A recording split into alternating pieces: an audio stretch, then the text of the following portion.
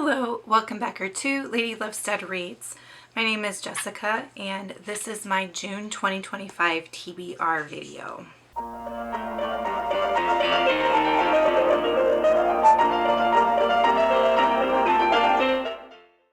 My cat Cherry is getting all adjusted and settled in on my lap here.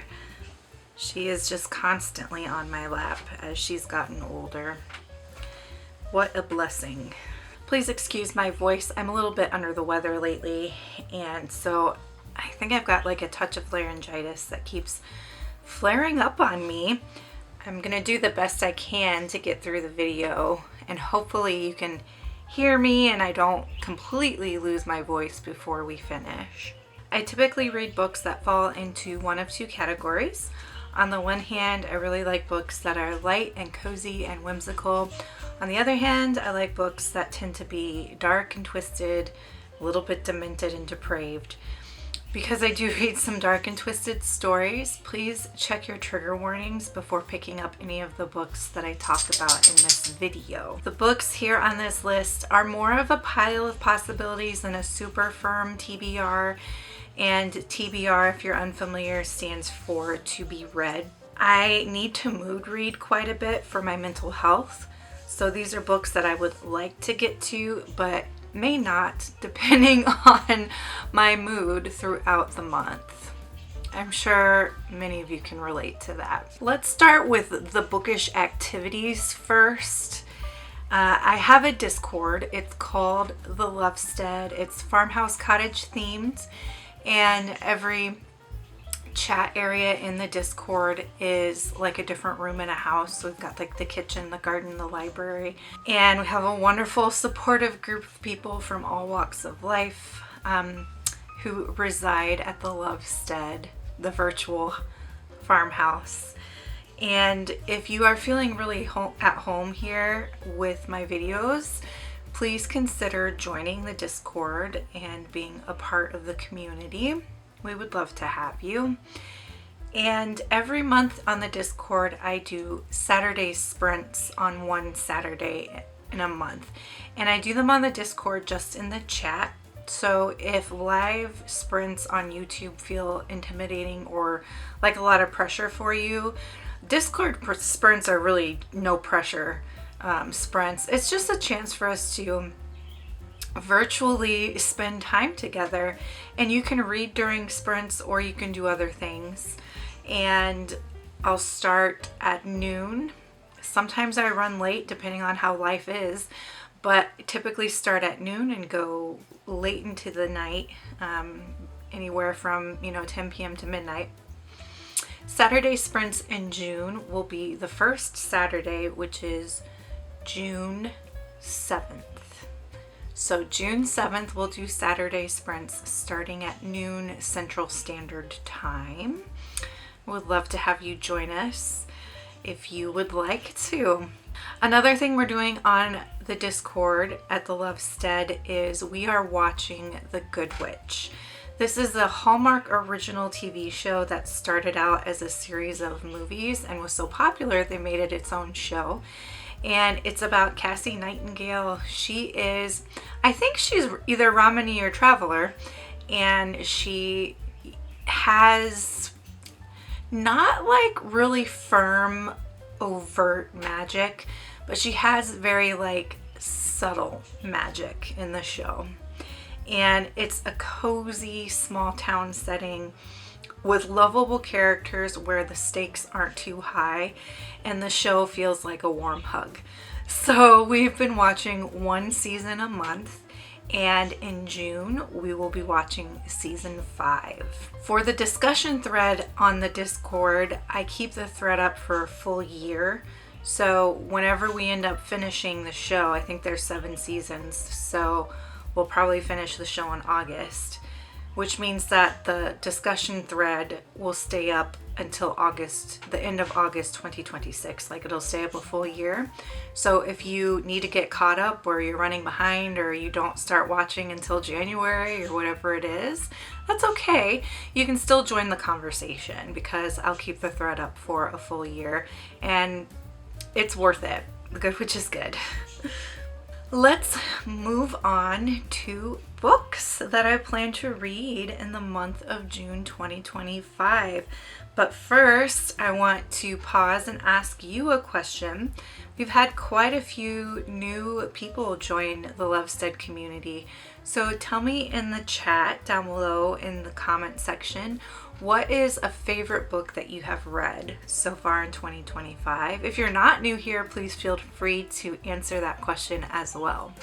So first on the lineup is A Lady for a Duke by Alexis Hall. This is the buddy read for the month. Every month I pull a book from my shelf for us to buddy read together, and I rotate between light and dark stories. On the even numbered months, we do the lighter, more whimsical stories. On the odd numbered months, we do the darker stories. And so June is an even numbered month, and this is a historical romance. This is about Viola, and it says Viola was presumed dead at Waterloo. And I don't know if this looks sort of Regency era based on the cover, and my knowledge of historical romance is very, very slim. I actually tend to struggle with historical romance, but I continue trying because I just know there's going to be a historical romance author out there for me, and hopefully it's Alexis Hall. But Viola Carroll was presumed dead at Waterloo, but instead they took that opportunity to transition. So I'm guessing that they transition from a man to a woman, and then their best friend at the time is injured in the war and just becomes sort of a shadow of himself. And the two of them are later reunited after she transitions. And then there's a love story. And this sounds so good. I'm really looking forward to reading it. Next up, we have Frostheart, Escape from Aurora by Jamie Littler. This is book 2 in the Frostheart trilogy and is a middle grade fantasy, polar fantasy to be specific. I'm guessing this picks up right where the first book leaves off, but Frostheart is about Ash, and Ash is a song weaver, which means he has a type of magic that he can use through singing, and it's connected to the natural world in this polar land where they live. But unfortunately, in his world, song weaving is considered dangerous, and so he's a bit of an outcast. His parents are pathfinders, which would be similar to like sailors on merchant ships. And on a trip, they never come back. So Ash doesn't know what's happened with his parents, and he ends up being adopted by a Yeti who serves as his guardian. And they have some adventures, and book 1 was phenomenal. I loved it. I gave it 4 stars. This is part of a series that we're doing at the Lovestead called Trilogy-alongs, where we read 3 trilogies a year, and we do 1 book a month with a month off in between series. So January, February, March, we read the Legendborn, the first 3 that are available for Legendborn. I thought it was going to end with book 3, but apparently not. But we read the first 3. Which is also something we can do if there's a series we want to try out. We could just read the first 3 books in a series. So those of you at the Lovestead, keep that in the back of your mind if that's something that we want to try out. But the next trilogy that we are working our way through is Frostheart. And then after that, we're going to do a co-production with Mr. Francy at the Sparkle Cafe. And together, those 2 Discord Patreon groups are going to read the Emergency Dessert Squad Cozy Mystery Trilogy by Laura Bradford. So that will be coming up after we get through the Frostheart trilogy and have a month off. But yeah, in June, this is where we're at. We're at book 2 of Frostheart, which is Escape from Aurora. And like with the Goodwitch discussion thread, I leave the discussion thread for these up for a full year. So for the buddy reads and for the trilogies, it's up for the full year. So even if you can't read it in the same month, that maybe I or others are reading it, you read it later on in the year, you can still jump in and join the conversations. Next is a bit of a carryover from the month of May, because I did start this in May, and it is Malice by Gwynne, which is an adult high fantasy. In my head, I have this list of fantasy books that I would consider like the fantasy canon, and it includes middle grade, young adult, and adult fantasy, where I feel like if I want to call myself a well-read fantasy reader, I need to have read these fantasies. And it's a list I completely made up. It's not an actual thing anybody has to actually do. But in my head, for some reason, I'm holding myself to this weird standard that like I can't call myself a well-read fantasy reader until I've read this list that I've made up in my own head. If you want me to share that list with you in a video, let me know. But this is on the list. This is book 1 of the Faithful and the Fallen series by Gwynne. And this is actually a read-along being hosted by my friend Amy at Amy Harbored in Pages.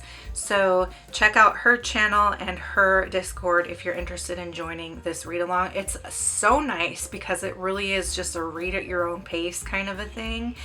And she's doing something similar to that with The Lord of the Rings, which I am participating in, but I'm so far behind. I read The Hobbit with her in February, and that's it so far. So I need to catch up on that as well. But Gwynne, Malice by Gwynne, if I read you the back of this, it would sound like any other high fantasy novel. And I'm only 1 chapter in, so I couldn't even tell you based on that 1 chapter what it's about. There's something to do with brothers and a rivalry between brothers and a fight for kingdoms. But again, like, doesn't that sound like every other fantasy out there? So I don't know what to tell you about this to see if you would actually be interested in it. So you might just want to like watch a vlog or a wrap up and see what I think once I've actually read it, or maybe other folks can explain it better than what I can. It is a thick one though. That's a big one. Okay, and then last, I have some books from the library that I want to get to. So one of them is one that I renewed from last month, and it is Throne of Glass by Sarah J. Maas. And this is one of those series on that list in my head of like books I need to read if I want to consider myself a well-read fantasy reader. So this is young adult fantasy. It sounds like a chosen one trope, and it sounds like there's like some sort of competition a la Hunger Games style kind of thing. So that's what I know about that, and that could even be completely wrong. That's just what I'm interpreting from the description on the inside. So you've probably read this. It's very popular. I wanted to read it last month in May as part of Mysteries and Mayhem, and I just didn't get to it, but that's life. We'll get to it at some point, even if it's not this month. And then the rest are books that I've talked about in some of my new releases videos of new releases that I would like to get to this year. So you've heard me mention them before. One is Heartwood by Amity Gage. This is the large print edition, and large print editions always have really different covers, which is interesting. This is about someone who's hiking the Appalachian Trail and goes missing.